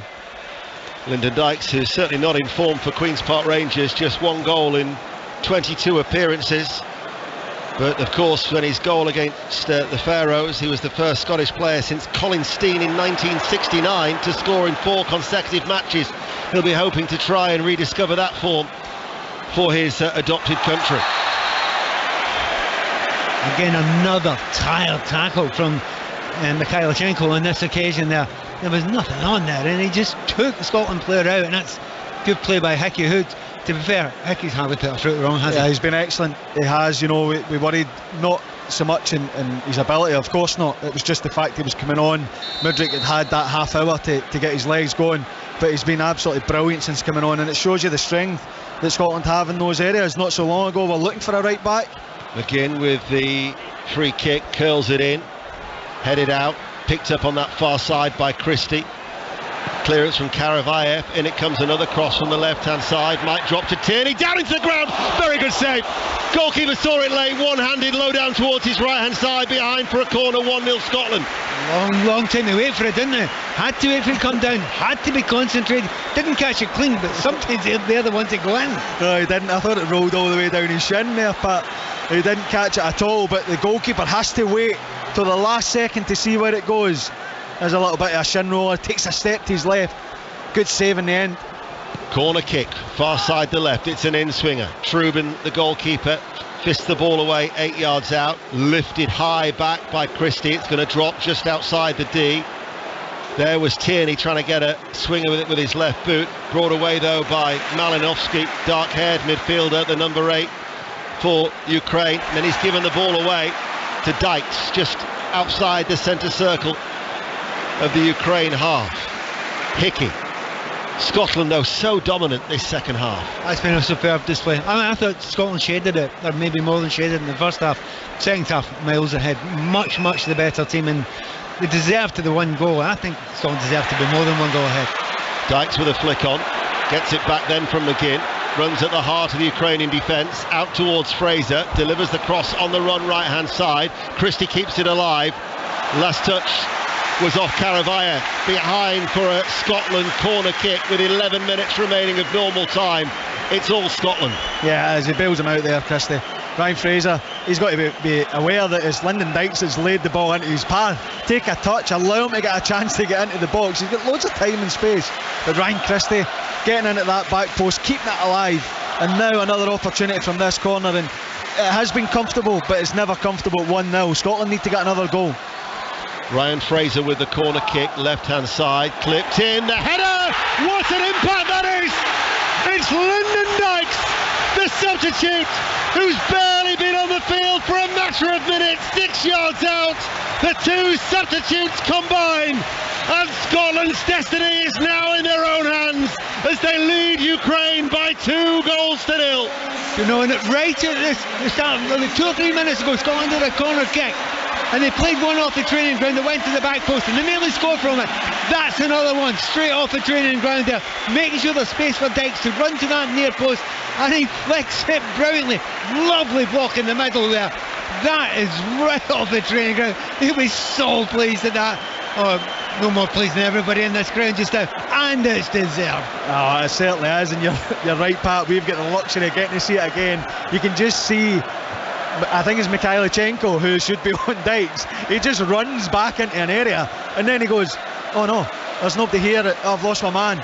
Dykes gets up well, just glances it back towards the back post, into the side netting. Not quite a tap in, but Shea Adams done an awful lot of work. Lyndon Dykes comes on and scores within 3 or 4 minutes of being on the pitch. Did you notice as well that when the corner came in from the left hand side and Dykes with a header at the 6 yards out near side, McGinn ducked to get out of the way. That's what I said in the build-up there. Just afterwards, I said, look, you come in, it's off the training ground. The block's the most important part there. You make sure that he can get a clean header. Honestly, the staff will be so delighted with that goal. They love every goal, but when you've worked on it, it helps. Here is Mudryk. Ukraine now have work to do. 2-0 to Scotland. Zubkov is going to be coming on, but Scotland thoroughly deserve this 2-goal advantage for the way that they've played in the second period. Ukraine really haven't offered a great deal at all. Here is Mudryk. He's certainly capable. Falls to the floor as the ball is now with Pihalianok. Another change is going to be made. It's going to be, not only are we going to be seeing Zubkov coming on, but we're going to be seeing Ignatenko as well, who's a midfielder who plays for Bordeaux. The games will come thick and fast. This, remember, is a rearranged match. It was meant to be match day 1 in this Nations League schedule. Little flick inside by Yaramchuk. Christie, though, had tracked the run. Good defensive work from Bournemouth's Ryan Christie. Cleared away. Up towards Dykes. Dykes doing well. Was he impeded on the halfway line? Yes, he was. Sidorchuk will get shown a yellow card. But that's what he's on for. That's exactly what he's brought on for, apart from scoring goals. He's got a player that he has to tie up 2 centre-backs there. He holds it. He was second favourite there. Still won the ball. And then he had 2 other players around him and managed, with 4 yellow shirts around him, still to hold the ball and get a free kick and get a yellow card about. Super play by Dykes. It's brilliant, but Ryan Christie's free, and I'm screaming, get it to Ryan Christie, he's in, get it to Ryan Christie. No, you're a harsh critic. No, there's nothing Lyndon Dykes can do. He has to go and fight and hold off the two defenders. He does brilliantly, and that, you're right, is exactly what he's on for. It's his game all over. Hold it in, fight and scrap, get fouls, take the pressure off, get the team up the pitch. Win your flick-ons, which he's done brilliantly since he's come on as well. Fantastic from Lyndon Dykes. Slight worry there, it was far side there. Kieran Tierney had gone down, but I hope it was his bootlace that was the problem. Ignatenko has replaced Pihalianok in the midfield. Alexander Zubkov has come on for Mudryk on the left-hand side. That's the double change that has been made by Alexander Petrakov with under 7 minutes remaining of normal time, and Scotland are in the ideal scenario. They're leading Ukraine by 2-0. They're going to go top of Group B1, and then with Ireland to come here at the weekend, followed by a trip to Krakow next week to take on Ukraine in the return match. They know that 4 points from the remaining 2 games would be enough, and that's exactly what they were looking for. Could be the difference between being in pot 3 or pot 2 for a fortnight's time for the seedings for Euro 2024. So not only would Scotland be promoted to the elite level, but the wider picture is you're guaranteed a playoff place, and also pot 2, crucial. It could be the pots is possibly the most important part. You know, in time, that is something that we will need to get. We're going to get to competitions in the long term. If you're in pot 2, it's much easier to get there. Kenny McLean is going to be coming on, and also we're going to be seeing Greg Taylor, the Celtic defender. Ryan Christie comes off first of all, gets a lovely ovation for Kenny McLean. Ever present for Norwich in the Championship this season, Kenny McLean, his 26th appearance. And then the other change is going to be Kieran Tierney. And in the absence of Andrew Robertson, Kieran Tierney, keep him fresh for the weekend, because he's so important to the Scottish cause. Yeah, I think as soon as he went down there, whether he was tired of laces or not, the signal would have been straight up, right, get Greg Taylor on, make sure he's okay. But yeah, listen, Kieran Tierney, whether Robertson's playing or not, if it's left centre-back of a 3, if it's left-back, whenever he is playing, he is a massive player for Scotland. He's been excellent again tonight, none more so than, you know, his endeavour for the second goal. John McGinn's goal. He's been fantastic, and no surprise of taking him off, not take any chances with him. Free kick to Scotland, who lead 2-0. McGinn to take it. He slips after taking it, flicked on, and actually flicked behind for a corner kick. 4 minutes remain. Scotland 2, Ukraine 0. I just love the fact that Scotland have not taken the foot off the gas at any point in this second half. They've not sat back and thought, right, we've got this, let's just keep what we've got. They've kept on pushing on. You feel the weakness sometimes when you're playing against a team that are tired, that you've got the beating of them and you want to get the best out of them. That's exactly what we've done, and what a boost of confidence this for the next 2 games, the next couple of days. 86 minutes played. Corner kick, far side, the left. Dykes again, same combination. Fraser with a corner, another header from Lyndon Dykes. The goalkeeper didn't even move. He's doubled his tally and increased Scotland's advantage. And Scotland now have secured the 3 points. Scotland 3, Ukraine 0 as they go to the top of Group B1. What a magnificent header it is from Lyndon Dykes. He gets up so early, he's strong, keeps his eye on the ball, and the power to put that again into the side netting, incredible. He just finds himself all alone, gets a free run at it. Great header from Lyndon Dykes. And listen, this result does not flatter Scotland at all. They've been absolutely magnificent this second half. You know, he gets the ball. He scored in exactly the same position, right? He's got in front of the defenders, headed it to the back post. On both occasions, there's not been a man in the back post. Are they ever going to learn? I know, it's a pet hate of mine. they don't put guys in the back post anymore. I'm not. It's not a pet hate at this precise moment in time, but it generally is. Yeah, not tonight, but you're right, Pat. In general, he climbs so high, though, didn't he? But also, what you said, Pat. Scotland haven't stopped, and even now, leading 3-0, pressing Ukraine back, they win yet another corner on that left-hand side. There's been a real bravery about this, you know, and I think there was a feeling after 10 minutes of the second half. I think they looked in the eyes of their opponents and thought, "You're knackered, you're tired, you're gone. We've got this." Sometimes you can feel it in a game, and I just looked at every Scotland player, and we just looked fitter and stronger and just wanted it more. An air of anticipation for that corner swept in, this time punched away around chest height by Trubin, the goalkeeper. They've played it back to Fraser, cuts inside off that left touch line to the edge of the area, and he shoots, and it's just wide. I think Trubin had it covered as he made a low save down towards his right at the near post, but Scotland looking to cut loose here, 3-0. Yeah, they're enjoying it, aren't they? And we spoke about, you know, at 1-0, what type of changes would Steve Clarke make, and he's made positive ones. Obviously, Lyndon Dykes coming off the bench and getting his 2 goals. Ryan Fraser coming on, attacking, positive substitutes, and that's not something that people maybe expect from Steve Clarke, and certainly haven't in his tenure as manager, because they see him as being more defensive, but he's shown that he can be brave as well, because it is a big decision to go and make attacking changes. It's been excellent tonight, it's worked for him, and it just sets the team up now and gives them that confidence. The question marks before the game about the hangover from the summer, gone, totally gone.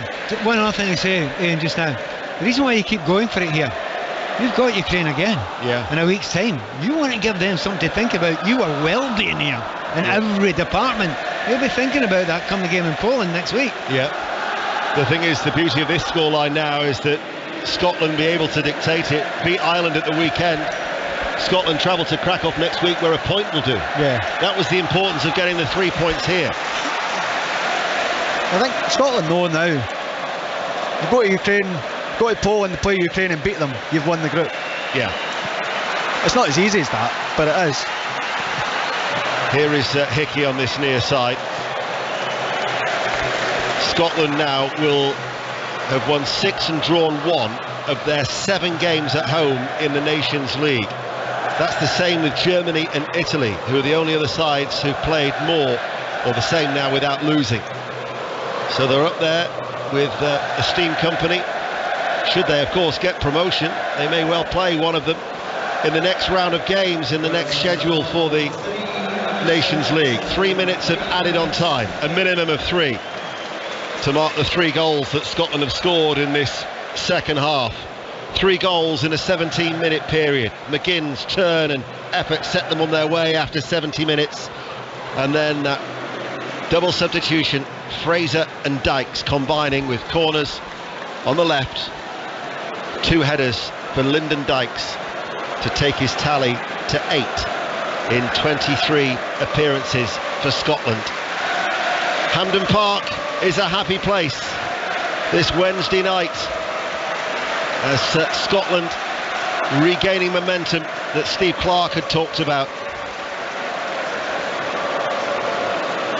against a Ukraine side that is only going to suffer their second defeat under Alexander Petrikov in his 13 games in charge. And it is a serious defeat. It's a big old defeat. And looking back at the games that Scotland have had, since Stevie Clarke has taken over, this is up there. This is absolutely up there with the best performances, and it's against a very good team.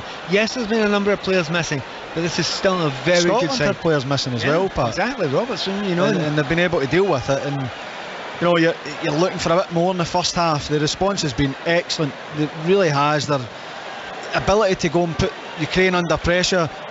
We lauded them for how good a football team they were technically in the summer.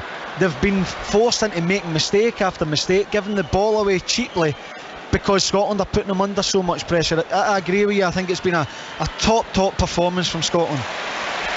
Well, it'll be a first defeat in the Nations League for Ukraine, who've had to deal with the adversity and the heartache for the apparent reasons as we enter 210 days of the Russian invasion and the war going on in their homeland. And Yarmolenko talked about it, saying that they still want to provide as much joy as they possibly can for the Ukrainian people back home. But this is a 3-0 defeat, and it will certainly set up a climax in Krakow for that neutral venue next Tuesday, a game you'll be able to listen to on BBC Radio 5 Live, the culmination of the Nations League campaign. But we're added on time here at Hampden. Scotland 3, Ukraine 0, and the margin of victory could easily have been far greater with the chances that Scotland have created in this second period. You think of that chance that Stuart Armstrong squandered, in fact the two chances that he squandered, as the ball is played forward by Sidorchuk to Yaramchuk, back to Sidorchuk forward of the centre circle, scoops it up towards Zubkov and away from him. But they've hardly troubled Gordon at all, second half in particular. Hardly get into Scotland's half in the second half. Scotland have had to play at a very high tempo for the entire game. A number of players have been tired, but they don't care now. There is the full-time whistle. Thoroughly deserved victory for Scotland, and a valuable 3 points that takes them above Ukraine and to the top of Group B1 in the Nations League. And Steve Clarke now knows that 4 points from their remaining 2 matches, and not only then will they be looking at promotion, they'll be looking at a guaranteed playoff spot for the Euros and a place among pot 2 in the seedings for Euro 2024. That was the context of the wider picture, but they created so many chances second half, thoroughly deserved it, but McGinn set them on their way with an excellent turn and shot after 70 minutes. And then off the bench, the 2 substitutes, Fraser with his 2 corners from the left, 2 headers from Lyndon Dykes after 80 and 87 minutes. Thoroughly deserved. Scotland 3, Ukraine 0. Kelly.